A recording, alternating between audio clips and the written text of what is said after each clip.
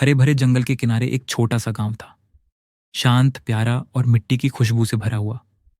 उसी गांव में एक 5 साल का बच्चा रहता था, जिसका नाम था तन्मय।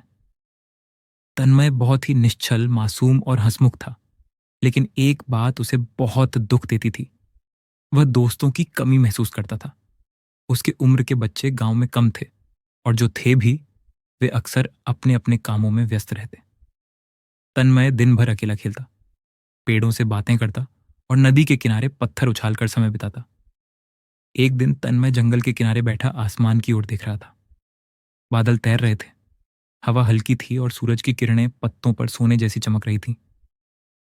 तभी झाड़ियों के पीछे से कुछ सरसराने की आवाज आई। तन्मय डर तो गया, पर जिज्ञासा ज्यादा थी। वह धीरे धीरे झाड़ियों के पास गया, और जैसे ही उसने पत्ते हटाए, एक छोटा सा सफेद खरगोश बाहर कूद आया।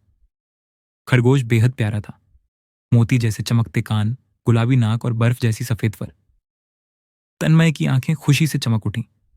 उसने धीरे से हाथ बढ़ाया, और उसकी हैरानी की बात यह कि खरगोश भागा नहीं। उसने हौले से तन्मय की हथेली को नाक से छुआ, जैसे कह रहा हो, डरो मत, मैं तुम्हारा दोस्त बन सकता हूं। तन्मय खिलखिलाकर हंस पड़ा। तुम कितने प्यारे हो, उसने कहा। क्या तुम मेरा दोस्त बनोगे? खरगोश ने उछलकर जैसे हां कहा। धीरे धीरे तन्मय और खरगोश की दोस्ती गहरी होने लगी। तन्मय हर दिन जंगल में आता। खरगोश उसके पैरों में उछलता कूदता, कभी उसकी गोद में बैठ जाता, कभी उसके पीछे भागता। तन्मय उसे गाजर लाता, पत्तों की नाव बनाकर नदी में चलाता और पेड़ों की छाया में कहानियां सुनाया करता। वह खरगोश का नाम रख देता है, चिन्नू। एक दिन दोनों नदी किनारे खेल रहे थे कि अचानक मौसम बदल गया। बादल गरजने लगे, हवा तेज हो गई और कुछ ही मिनटों में भयंकर बारिश शुरू हो गई।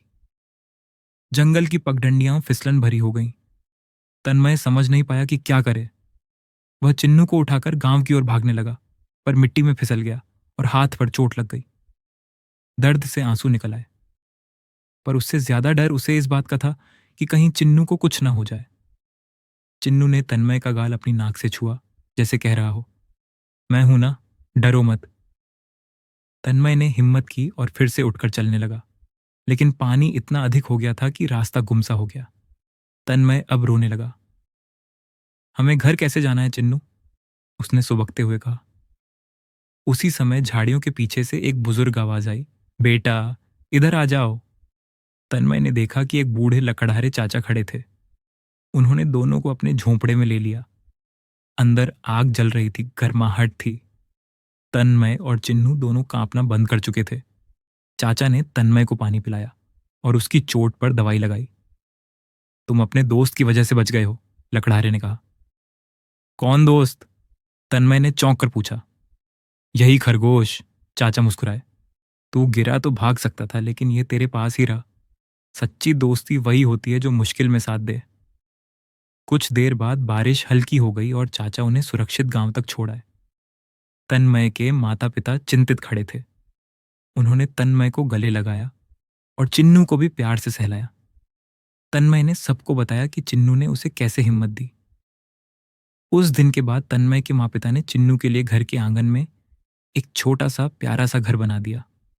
सूखी घास, गाजर और खेलने के लिए एक छोटी सी लकड़ी का पुल। घर में खुशियां लौट आईं। तन्मय अब अकेला नहीं था। उसकी आंखों में चमक थी, चेहरे पर मुस्कान। वह रोज चिन्नू के साथ दौड़ता, खेलता, पढ़ाई करता और कहानियां सुनाता।